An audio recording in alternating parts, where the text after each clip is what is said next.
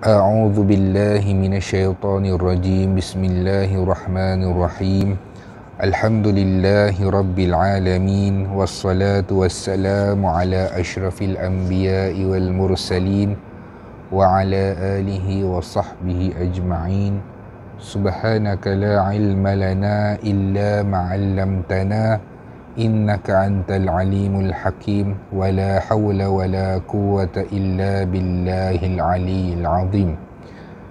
Radina billahi rabba, kami redha Allah Tuhan kami, wa bil islami dina, Islam cara hidup kami, wa bi Muhammadin nabiyyan wa rasulah, dan kami semua redha bahawasanya Muhammad sallallahu alaihi wasallam adalah seorang nabi dan juga rasul.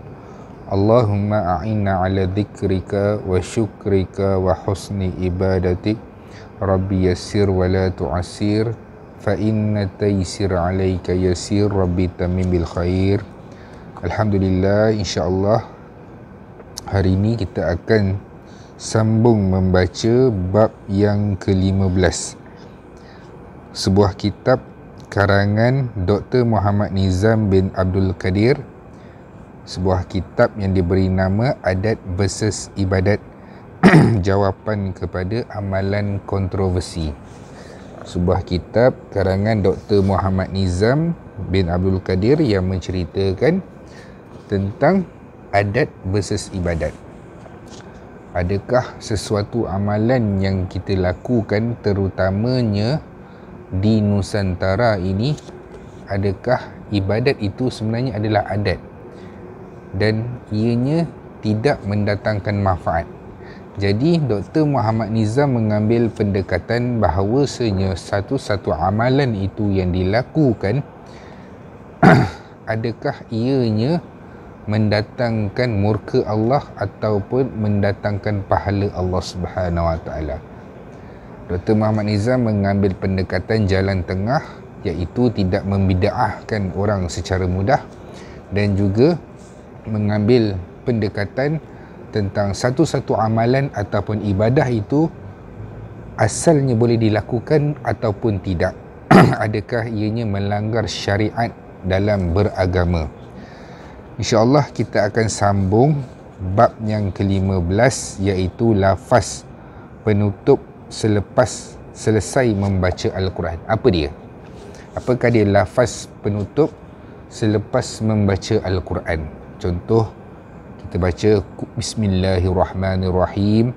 Qul huwallahu ahad, Allahus samad, lam yalid wa lam yulad wa lam yakul lahu kufuwan ahad. Sadaqallahul azim.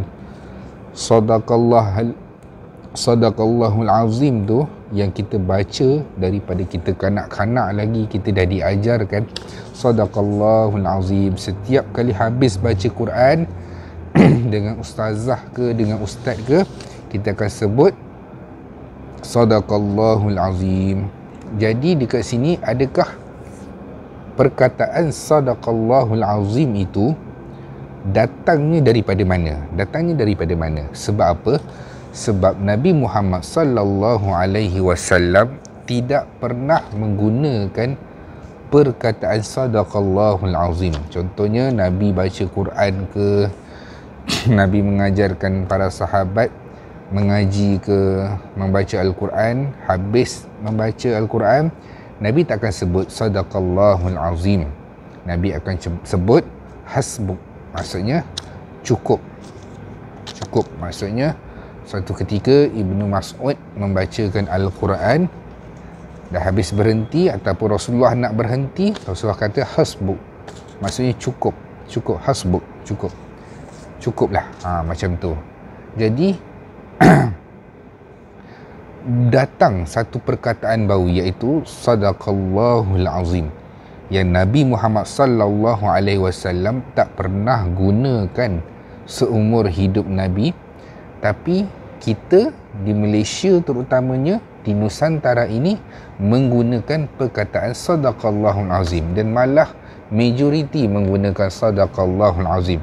dalam tilawah Quran, peringkat antarabangsa luar negara habis sadaqallahul azim. Perkataan sadaqallahul azim ni digunakan, adakah ianya bid'ah?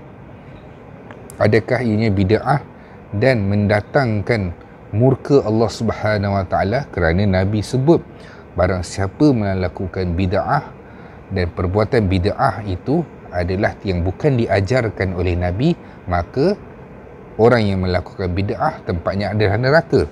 Adakah dengan bermudah-mudah kita senang mengatakan orang dalam keadaan benda itu di dalam neraka, sedangkan Rasulullah sallallahu alaihi wasallam dah meninggalkan kita hampir 1400 tahun lebih.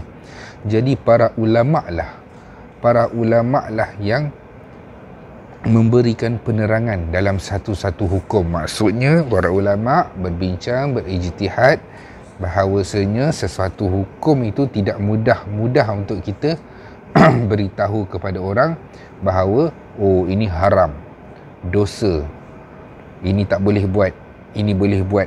Jadi kita nak tengok apakah datangnya perkataan sadaqallahul azim, daripada mana. Adakah perkataan ini digunakan tanpa ada sandaran? Kita tengok ya. Dalam hadis riwayat Imam Al-Bukhari dalam kitab Fadail Al-Quran, Fadilat Al-Quran, seorang sahabat membaca Al-Quran, lalu selepas habis Nabi menyebutkan hasbuk, maksudnya cukuplah, dan Nabi tidak menyebut sadaqallahul azim. Nabi tak sebut. Kita tengok adakah perkataan sadaqallahul azim ini tiada sandaran. Apa maksud? Yang pertama sekali kita tengok apakah maksud sadaqallahul azim. Maksudnya adalah benarlah kata-kata Allah yang maha agung, azim, yang maha agung. Benarlah kata-kata, maksudnya kita habis baca sadaqallahul azim, benarlah kata-kata Allah yang agung. Maksudnya kita cakap perkataan itu, adakah ianya melanggar syariat? Kita tengok apakah sandaran dalil yang digunakan berkaitan dengan sadaqallahul azim. Ketiadaan tegahan khusus membuka ruang yang agak luas untuk masyarakat mengamalkan lafaz ini. Lazimnya keharaman sesuatu adalah perkara berdasarkan tegahan Nabi Muhammad sallallahu alaihi wasallam, bukan sekadar perkara yang Nabi tidak lakukan. Pada masa yang sama, tegahan Nabi sallallahu alaihi wasallam juga membawa makna makruh dan sebagainya. Maksudnya sungguh pun sesuatu itu Nabi tak buat, adakah ianya bid'ah, adakah ianya berdosa? Sebab apa?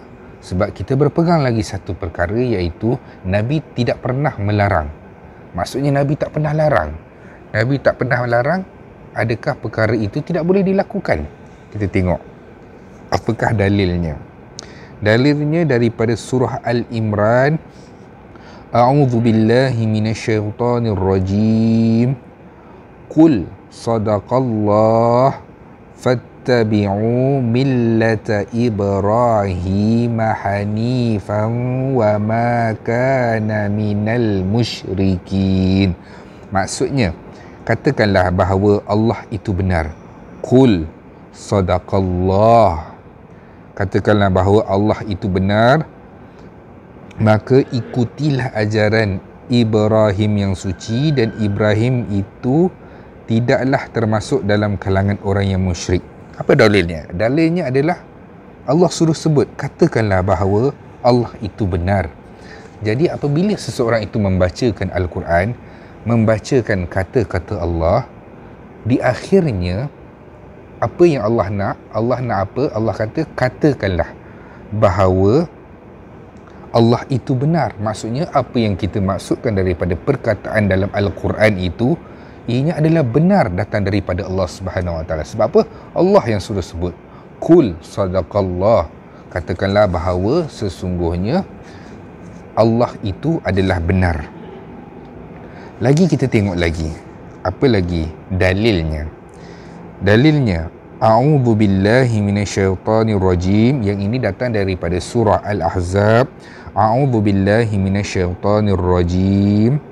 Walamma ra'al yu'minunal ahzab qalu hadza ma wa'adana Allahu wa rasuluh wa sadaqallahu wa rasuluh wa ma zadahum illa imanan wa taslima. Dan pada orang-orang yang beriman melihat tentera Ahzab berkata, mereka inilah yang telah dijanjikan oleh Allah dan Rasulnya kepada kami, dan benarlah apa yang telah dijanjikan Allah dan Rasul, yakni angkatan tentera musuh yang mereka lihat itu tidak memberi sebarang kesan kepada mereka selain daripada menambahkan iman dan penyerahan diri bulat-bulat kepada Allah Subhanahu Wa Taala. Ini daripada surah Al-Ahzab, bahawasanya Allah kata apa yang telah dijanjikan Allah itu kepada kamu adalah benar. Jadi apa-apa saja yang datang daripada Allah, ianya adalah benar. Katakanlah ianya benar. Allah itu satu, dan Allah Subhanahu Wa Taala mengutuskan Nabi Muhammad, Rasulnya, buat seluruh alam supaya apa? Supaya menjadi contoh ikutan kepada manusia, iaitu kita yang berada sebagai umat Nabi Muhammad sallallahu alaihi wasallam pada akhir zaman. Jadi kesimpulannya, Nabi Muhammad sallallahu alaihi wasallam menyebut hasbu, boleh beramal, boleh, tak ada masalah, maka ada dalilnya. Sebab apa? Ada dalilnya, Nabi menyebutkannya. Tapi adakah kita katakan sadaqallah walaupun sudah Nabi tidak pernah menggunakan? Adakah kita nak kata ianya tidak boleh disebut, sedangkan Al-Quran menyebut sadaqallah? Katalah bahawa Allah itu benar. Jadi perbuatan membaca Al-Quran itu adalah kata-kata Allah. Jadi kita menghabisi ayat kita selepas membaca Al-Quran dengan kita menyebut sadaqallahul azim, benarlah kata-kata Allah yang maha agung. Jadi jangan mudah-mudah untuk membida'ahkan orang, menyesatkan orang hanya kerana kita berbeza pendapat, sedangkan ada dalilnya, ada hujahnya, ada sandarannya. Beramallah dengan hujah yang datangnya daripada Allah Subhanahu Wa Taala, dan juga ada sandarannya, ada dalilnya, ada hadisnya. Bukan tak ada, tapi janganlah kita mengambil pendekatan membida'ahkan orang secara terang-terangan ataupun secara sesuka hati, kerana itu adalah satu perkataan yang tidak baik, kerana Nabi Muhammad sallallahu alaihi wasallam tidak pernah menyukai ataupun Nabi tidak suka kepada seseorang yang membenci kepada perkara kebaikan. Wallahu alam, sekadar itu dulu. Yang baik datang dari Allah, yang lemah adalah kelemahan saya sendiri. Aqulu qawli hadza wa astaghfirullahi wa lakum. Assalamualaikum warahmatullahi wabarakatuh.